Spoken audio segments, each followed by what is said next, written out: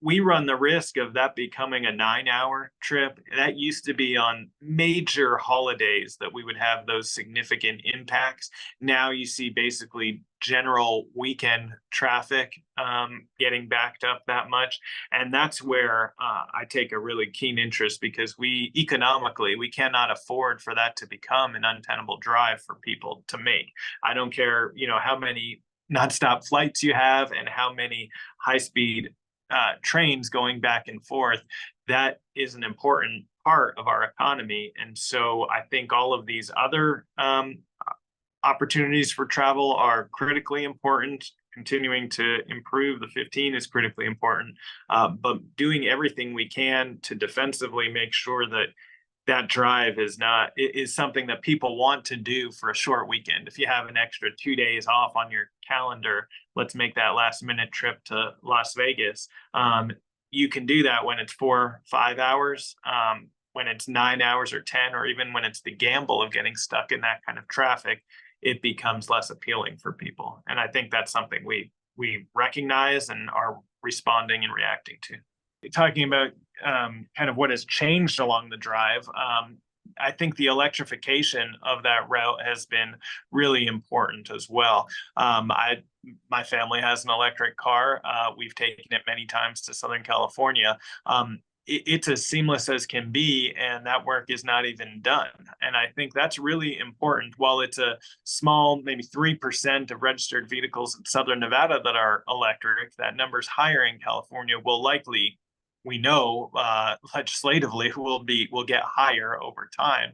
And I think ensuring that we're not leaving out or forgetting that market is really important. So things like Eddie's World, which have just capitalized on this sort of mandate to stop and recharge, are really important. I think the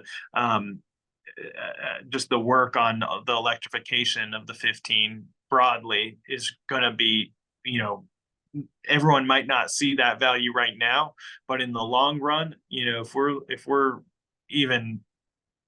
making it that much easier for people to get here, that helps defer the cost that local taxpayers have to pay for our services because of the visitors that we need and want so badly. Well, certainly Seven Magic Mountains is new from my time. In my time, the most important stop was at the outlet mall in Barstow. That was before we had the premium outlets in either downtown Las Vegas or even the South Strip.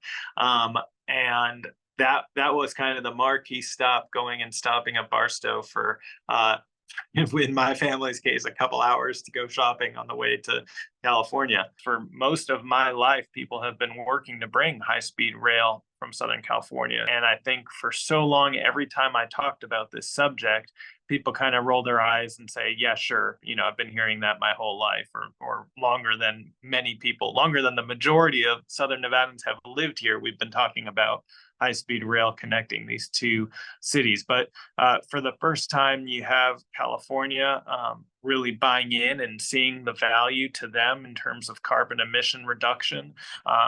Las Vegas has always seen the value in having another alternative to bring Californians and international visitors to Southern Nevada, which is, I think, an important point.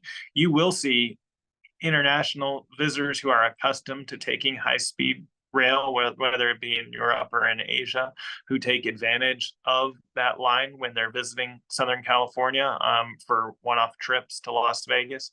I think you'll see as it continues to move that there probably won't be any one project that impacts the state of Nevada more than this project will. This is a generational project.